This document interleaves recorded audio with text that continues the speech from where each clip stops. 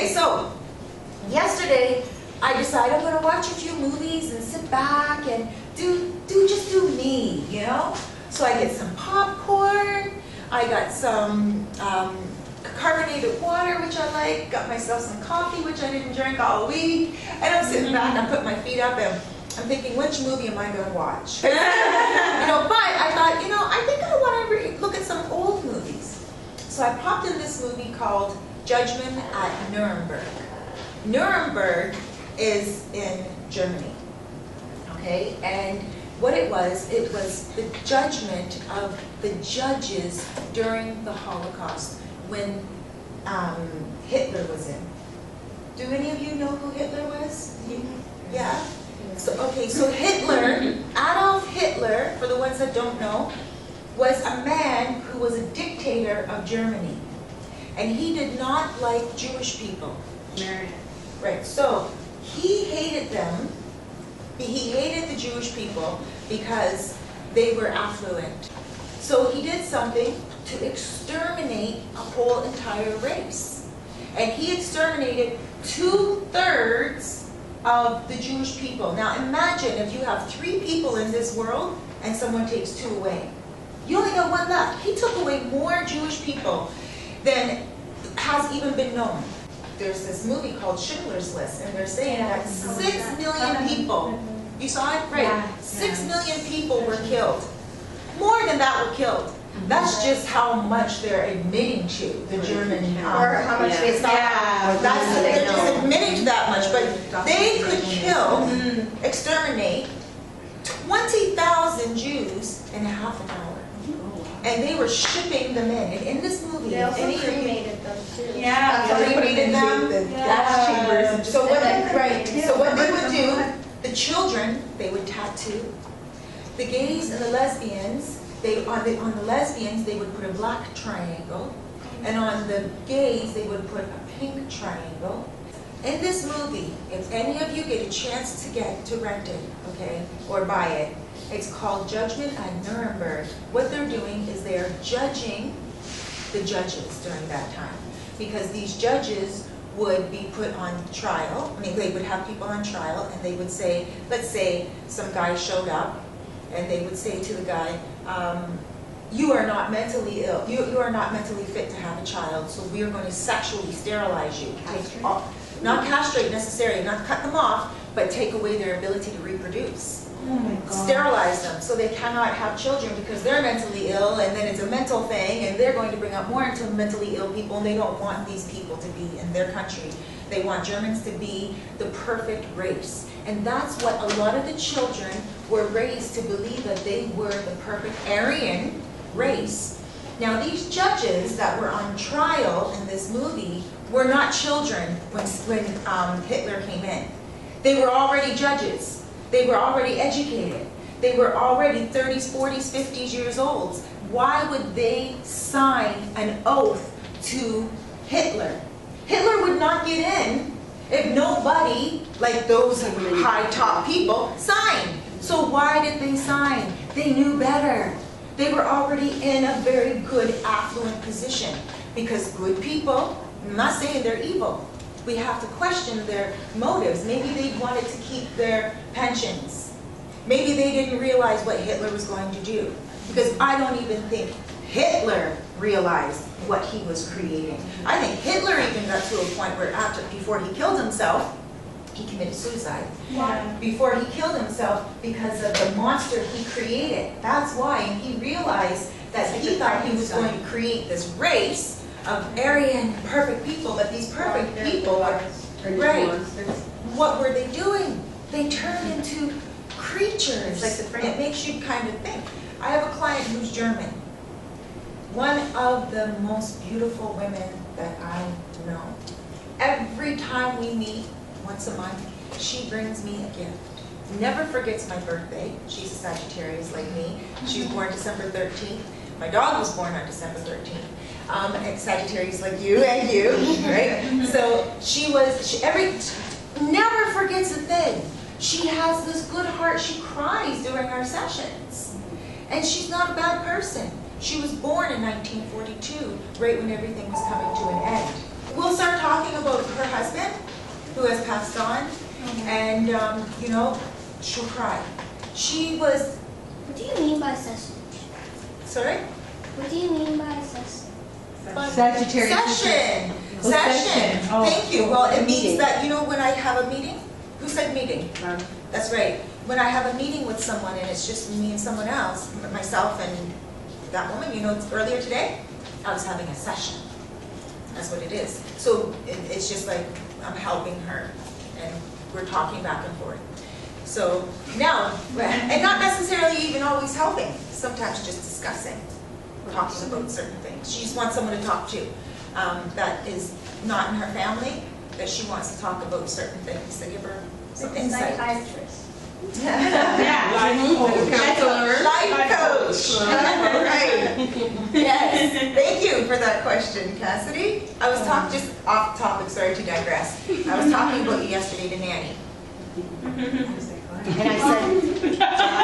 Oh, I said that Cassidy is a very good listener Right. in class, and sometimes when she doesn't understand something, she will put her hand up for clarification. And she doesn't sit there and just say, oh, she'll say, what is that? What do you mean? Can you please spell that word for me? Can you know, when we're taking notes and stuff? Yeah. So I was bragging about you yesterday. isn't that nice? Do you know what bragging means? Yes. Yes. So I was putting you up on a pedestal. I was putting you up to Nanny, praising you.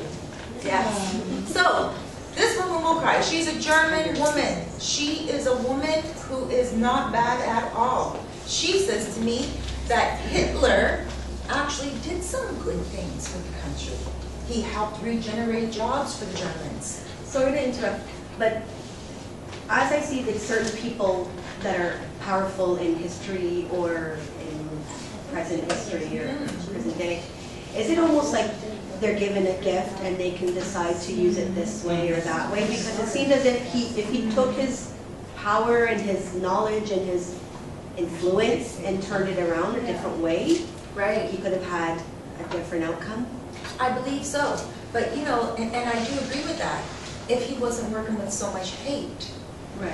it's the hate that But that's how fueled he his power. got the Germans to come alongside with him. That's how he got his power. That's how he got his army. By he basically preached to German crowds only. And the only reason why, and I asked God yesterday, I was so touched by the movie because I know lots of Germans who helped the Jewish people. Like Anne Frank was Jewish, and some Germans hid Anne Frank in their home. So a lot of Germans actually helped because they realized this is craziness, these concentration camps. These Jewish people were moved to camps. And in these camps, they were kept there like animals and starved. And then they would say to these Jewish people, okay, everyone take off your clothes. We're going to put you in the shower. And everyone would strip down and they think they're going to go in the shower. They don't know where they're going and they get into the shower and all of a sudden they're gassed. Not water comes out of those pipes, those sprinklers, but gas. Have you watched the movie Boy in Striped Pajamas? Yeah, I was No. just thinking of that. Well, It's so- What's it called? It's like, it's about these two boys, Uh-huh. and he moves to this place, and he's this Jewish kid, and he wants to sneak into the camp to meet him, and they end up going into a gas chamber. It's basically the guy, it's not Hitler, but it was a guy that was the head of the gas chambers and everything. The Austrian. Yeah, they were really Right. They were really rich, and they lived near it. And the son wanted to know what the smell of the burning bodies was. Ooh. So he followed the path and found the concentration camp. And the boy in the striped pajamas was a Jewish kid, and he was German or Austrian or whatever. And they became friends, but the parents didn't know he was going there. So one day he went under the fence and he pretended he was a Jewish boy, and then he ended up dying in the chamber. And for him to be able to pretend he was a Jewish boy, how much difference was there in physical features? Not You much. know, 400,000 people alone. He just shaved In his Poland. head because they shaved their head. They shave their heads so that the hair doesn't smell even more. Right? Because when you think about burning hair, 400,000 people in Poland alone were killed. Okay, so when we look at this, we say to ourselves, how in the world did this happen? Well, Hitler, what he did was he worked on the little minds that were not yet developed and tried to pretend that they were the higher race. I have a client who is German, and he was in the war. And he said to me, because what happened was Americans and Canadians, they realized this is crazy, we have to stop this man. So they started a war to get rid of Hitler. Now, this guy was one of the German soldiers, my client, and he's 90 right now. He said to me that he was really convinced that he was better than anyone else. I asked him if I could sit down and interview him. He will not give me an interview. He has 19 pieces of shrapnel, metal, still from a grenade, I guess, still in his skin till this day. And he refused because he's embarrassed. You know what he said to me? When he started to realize he was not the perfect race? When he went to Bahamas and he realized that they were the happy people. That's where he first recognized happiness ever. When he was in the Bahamas and he fell in love with the brothers and the sisters. And he was like, oh my gosh, these are real people. And he enjoyed their music. And he said to me, you know, Cerise, I would love to sit down with you and I would love to give you my story, but I am ashamed. Doesn't have to, you do it honestly. Well, this is what happened. He doesn't know if, 10 years from now when he passed on, if I'm going to give his name. And I would never give his name. I have his full name, his first name, his last name. I know his whole entire history. I know everything about him. But I would never reveal that information to anyone else. But I really wanted to go visit him. I told him I would go see him. We'd sit down and I would write his story. And he's ashamed of the things that he did and how he felt because he killed many men. Yeah. He killed many men. To live with that Well, guilt yeah. and oh, And so now, that's hard, that's heavy. right. And so now, for him to be able to witness to me and testify that it was actually people from Bahamas that made him realize what happiness was. It wasn't him revolting against every other race except his own. It was including other races. It was learning from other people. So now what he learned to do was not turn an eye. What he learned to do was keep his eye out for evil and attack it. So now he's just the opposite. He's very extreme. And when someone does something bad, he's right on it, right? But that's the only way that evil can get away with what it gets away with, is if good people turn their eye for a second. Back in the day, we spoke before about, do you guys remember when we spoke about Moab, the Moabites? Okay. I was Well, just thinking about that story the other day. were you? Yeah, I was thinking about like the whole like walking and traveling to like, I think the mountain or something. I Right. don't remember what it was, but it was, I like pictured it somehow, like I just thought of it right now. Right, when Lot was in Moab. Like traveling, like Right. just traveling. Right. Now imagine, when the Israelites, when the Jewish people, when they stopped in front of Moab, and Abraham and his people, and they were sitting with their tents in someone's backyard. And then Balak, the king, he went to Balaam. Remember, Balaam was the seer? And he told Balaam, I want you to curse these people. Make them, their tents are there and now they're going to revolt. Because those were the slaves from Egypt. They left Egypt, they were allowed to leave, but they were strong. And they were warriors. And they came up against every single backyard, as Autumn had said, every single backyard, and destroyed people's backyards and took over. Because, why? Not because they were monsters, but because people were afraid of them. People feared them and tried to crush them like cockroaches. And what happened was they came back. So they would have to destroy the backyard they were in. They would have to fight for themselves. So now what happened was when the Moabs, who were sitting there, Balak, he said he wanted Balaam to go and destroy these people. Balaam turned his eye from good. Balaam had great favor with God. He was a seer, and he had great favor with God. And God would give him messages, and God would help him bless people. But when Balak said, I want you to curse these people, they're bad people, and look what they've done to all the rest of the other people. They're coming in here now to try to get Moab and try to take over Moab. Look at all their thousands of tents. So Balaam went and he prayed and he said, God, what do I do? Give me a curse to put on these people. And God said, don't touch them. So Balaam went back to Balak, and he said, he got Balak's people to go back to Balak and said, these people are blessed by God, and God does not want them to be cursed. I cannot touch a hair on their head at all. Balak did not like that, so Balak said to his people, go tell Balaam to come here, and I will bless him handsomely. I will give him all kinds of riches, so he will never have to do another seeing job again. He will have all riches, palaces and everything. What did Balaam do? He turned his eye for a second. He already was told by God, these people are blessed, do not curse them. Why would he even go to Moab? Because he turned his eye from good for only a second. So then he goes and he's on his way, and he had, if you guys look it up online, you'll see that he had this whole problem with the donkey, and he had a whole problem getting himself there. And then when he got there, they set up an altar here, and they said, this is what we want you to do. They burned altars and the animals on the altars. They sacrificed animals from one corner to the next, and Balak is like, Balaam, you have to curse these people. And from each altar, Balaam said, God said no, God said no. And finally, they obviously did rise up against them. And then what happened was Balaam was killed.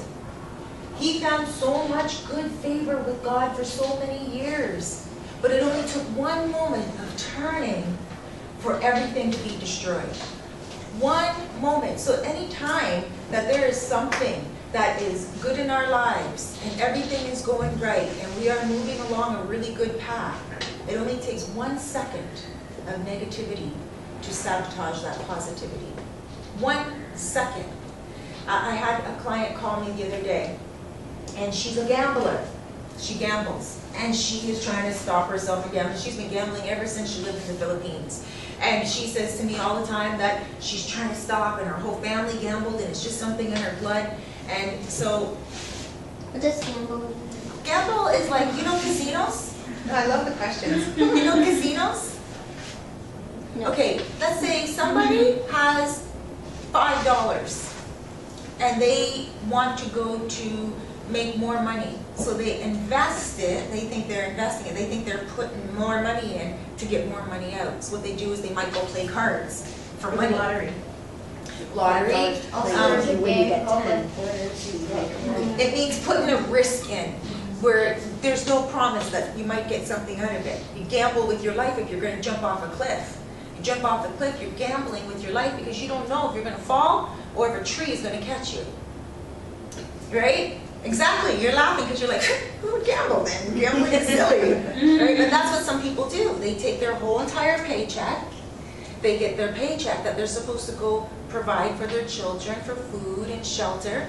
And this woman actually gambled her mortgage.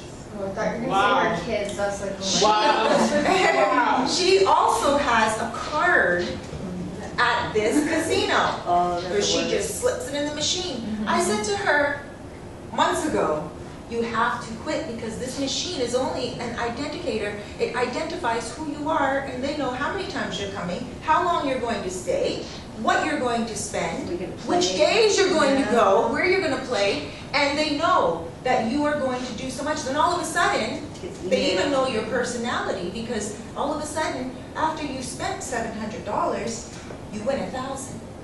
But you only win that $1,000 every 3 months. And she says to me, she wins. She says she wins all the time. Years ago, like about 3 years ago, she'd call me and ask me when her lucky day will be. I don't do that. I do not do that. From when I know that they are going to go take that money and invest it in something that will destroy them, then I'm going to say, oh God, can you tell me when her lucky day is? God would, woman, you're turning your eye for a second here. You know what I'm saying? No, I will not even do that. And that's when the life coaching comes out. And I will slice them with my tongue. I will literally yell at her. And I do that with a lot of my clients. And a lot of my clients will say to me, okay, Cerise, just give it to me. Because they know I'm going to say, what are you doing? Like, that's not right. Don't do that. Or, you know, I will do the same, and I will baby them. I will coddle them and give them praise because they're doing good. I keep it real. And I never want ever to help someone do something bad. Because as soon as I do that, I turn my eye for a second, I'm also helping other people to fall. So now, when it comes to this woman, You become part of the problem. instead of the solution. The moment where God starts speaking to you and says, look, enough is enough. You have to be able to get up and go. Of course, there's things in moderation. This woman did not stop. She now put in her mortgage. What does Okay? that mean? Really? She gambled the money that she was supposed to put away from her mortgage Oh, for that month, you Really? mean? for that month, but she's done it before. And what she did was $1,200 she gambled away. In just a couple of hours. Yeah. Yeah. Just a I couple of hours. get angry. I don't like gambling because No. I don't like. She did not get it back.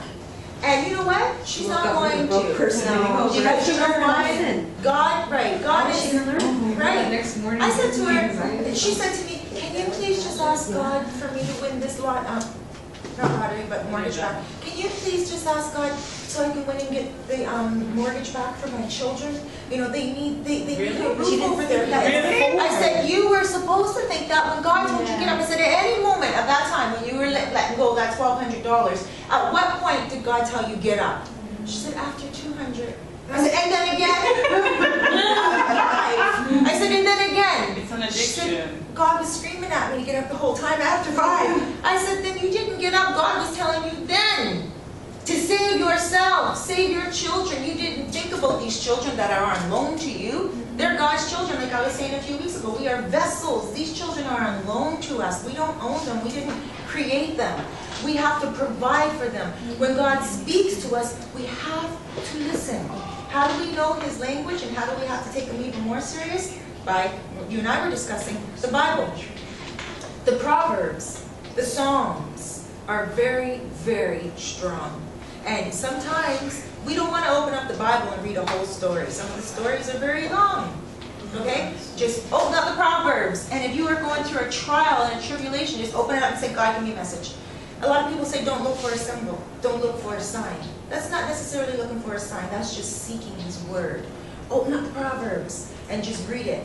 And so, you know, like even with Jesus, okay, I was reading one of the stories the other day in John.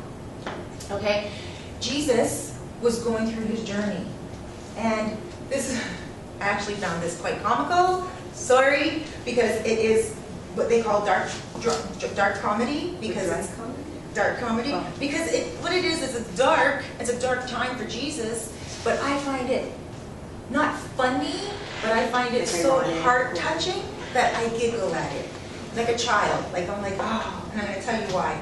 So what happened was, Jesus, there's this festival that was going to go on, and Jesus didn't want to go to it because he knew the Pharisees were out to get him.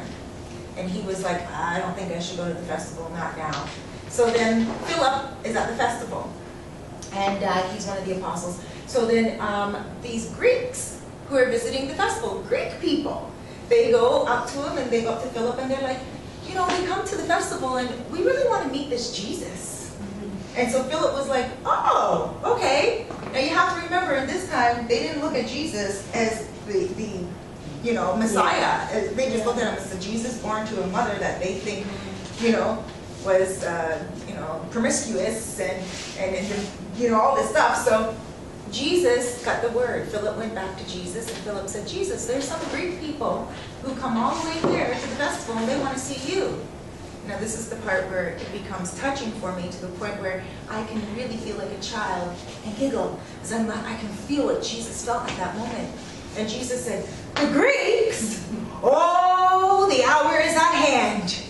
He knew that even if the Greeks heard about him now, like this is before cell phones, this is before vehicles, this is before bicycles. Halfway across the Right? world. Halfway across the world, the Greeks are here at the festival that came over on ships. How in the world did they hear about Jesus?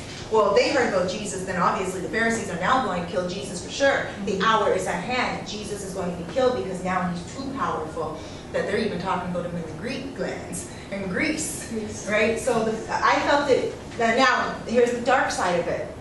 Let's all for a moment imagine, even though Jesus knew he was going to be killed in a second, imagine how excited he was to know that he was that famous. And he's like, oh, That's where the Greeks want to see me. Jesus went to the festival. Jesus went to the festival. And he knew that going to that festival, there's going to be crowds who not only Greeks, but everyone else. Jesus was excited, although he was scared. Because the flesh is the flesh. But he knew that he was going to be put to death. He knew it. Why not enjoy the rest of the last days and go see them Greeks? Because that's what they're there for. And then Jesus said, the hour is now at hand. And he said, the wheat grain needs to die in order for many to be born. And so he knew he had to die. He was the grain, the seed, that needed to die in order for many to be born from him. And he says, turn the other cheek when someone is hurting you, but never turn your eye away from evil. The cheek you can turn, but keep your eyes open always. Always be wise. Never ever say, oh, that's okay. That's all right. My dog. So when I first started to train her, she's a few months old now, born in December 13th. So music. When I first got her, I put the pads out. I put what's it called? Newspaper down. Newspaper down, right? And then I put the pee pads on top of the newspapers because I knew I was going to graduate her up to the pee pads. And then, you know, eventually get her to a point where I only have those there for emergency purposes. So I, in the beginning, with my first dog, Magic, put newspapers all over the house. We were like just making sure it was like safe. And well, I did the same thing with music. Now with what Magic did, I graduated her slowly to now where she has the pee pad and the washroom beside the toilet. She goes to the washroom, right? That's what we have it for her. Music, we have a smaller apartment now, so, you know, I put it underneath the kitchen table. We don't use the kitchen table at all. So I'm like, okay, you know, that's a nice big secluded area for her. It's a 6-seater table. So I put it there with the newspapers and in my bedroom. So recently, I'm like, okay, enough is enough now. She doesn't need 2 places to use the washroom. She was going poo in one and pee in the other. And I'm like, yeah, I need to retrain her now. I need to break her in a little bit more now. So now I removed it from my bedroom.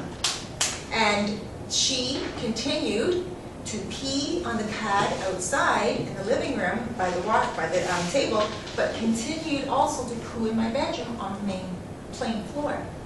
No. If I allowed her to, because she did it. She's still in the process now of getting it, right? But she's like, okay, there's something different going on now. Because why? She never gets yelled at. Lots of love. But when I'm training her now, I have to discipline her. How many times did I go and pick up the poo and be like, oh, I'm just gonna leave it. Just not leave the poop. I'm just gonna leave her alone. Let me go to this in the toilet. And no, there was times where I have to grab her. And rubber nose in it? No, not rubber nose in okay. it, but I have to grab her and I have to pick it up and I'm like, no music, Okay. no. And when I have to pick it up myself, no, I let her smell it. Right? No, this is not cool any longer. And although my heart is saying, well, Cerise, She didn't know any better. yeah, right? But, and then now she's like, okay, I think I get it because Magic goes to one spot and I'll go to, and I can see her getting it now. But if I broke and turned my eye for a second and just picked it up and disciplined her, she watches me. This is the thing. She watches me now. She goes, when she knows I'm going close to the poo, she goes, no, she sits on the couch. You do it. And my heart goes out to her because she's only this little chihuahua. And so she'll go, and she'll look at me like this, and her eyes are open wide. Bless you. Her ears go back and she's like, watching me, is my mom gonna notice? My mom gonna notice? Right? And I look at her, now it's the point where I'm like, music, come on. And she's like, I'm like, no, girl. So I'm not like picking her up as much and, you know, really showing her. Now I'm like, we're over this now. We're now going to the new phase. So she is getting it. Have you tried putting the poo in the new spots? That worked. Oh girl, I picked that poo up and I put it right on the pad where I wanted. I'm like, this is a good girl. And I go back to the spot with her. This is a bad girl. Right? So I use the voice she doesn't like.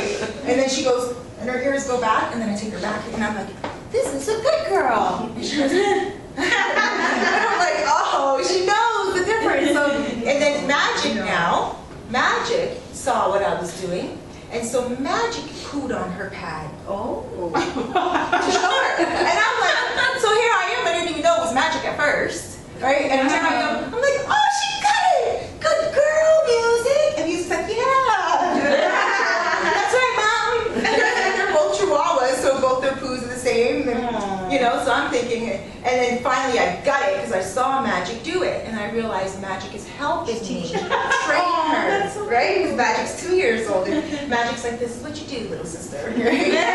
So this is what's happening, but if I turn my head for a second, that dog will continue to poo on that plain floor without even another thought at all. That's why we should never turn our head on him in the jet. I was just going to say, sometimes society doesn't allow you to. You know what I mean? Because in, like insurance, if you're driving down the highway and you see two cars get into a total smash accident, you pull over to help out. You make the phone call. Say neither one of them have insurance, it's automatically your fault. It goes on your insurance. Really? Oh yeah. Oh yeah. What? Yeah, immediately. And it's just like, so what do you do? Do you pull over and take the chance? And be on the And loop. help them out? Or, Let them yeah, police or do and, you just keep going, like make the phone call and just keep going, but somebody could die in that car and he absolutely needs you. Right. So what do you do? You know what I mean? Do you turn the eye or do you actually do it and then let God help you It's out? like what you're saying is, You know? you're darned if you do and you're darned if you don't. Yeah. But there is that fine line, and if God speaks to your heart, that will not go on your insurance. You might have to go and fight it. But as you are going in the process of fighting it, it's a lesson in life, and it's going to make you tougher and stronger, and you learn more laws that you can help other people with. And sometimes it's like, yeah, I'm going to go through this fire, and yes, I will get burned, but I'm going to come out with tougher skin. So absolutely, sometimes you have to risk your own livelihood, and you really do, but you have to know that perhaps God has a better livelihood for you, so by you risking that and sabotaging it, You're sacrificing it. you're sacrificing it for a much better gain. So we don't have to look at the now, we have to also look at the future. If God is speaking to you, that's where you know the fine line, because God speaks to all of us, and sometimes it's not with a voice. Sometimes it's just that silent intuition in your gut where it's like, oh, I gotta speak up, like, I gotta do it, and then it's like, you just do it. Okay. Dear Heavenly Father, we come to you always with the most love and the most respect. We thank you, as always, for so much of your mercy. We thank you for your generous love. Father, we know that you are all good, and anything that is bad is not of you. We ask that when something bad happens, and you touch our heart and our minds, and tell us to speak up, that we have the courage and the faith to know that we are speaking in your name. We know that you use us as messengers, and sometimes it's during very uncomfortable situations. So we ask you, Father, again, to give us that courage, guide us, let us know that we are doing right, and we are not allowing evil to get in, because when your children turn their eye for yet just a moment, that's the only time the evil has a chance to get in. And Father, once it gets in and they bury their seeds of evil, doubt, negativity, it grows into demon eggs and they hatch monstrous things. So we ask you, Father, again, give us the courage, give us the intelligence, the mindsight to know when. And even, Father, when we feel like we should have said something, but we didn't, help us to forgive ourselves, because sometimes there are times that we may not say something. And we should never hate ourselves for it or guilt trip ourselves for it, but have that forgiveness and that understanding and wisdom that if you didn't use us, you will have someone else to put in place to use them. And in the future, you will use us at another time. Father, we thank you, we live you, we love you, we honor you. You are awesome. Amen. Thank you. We are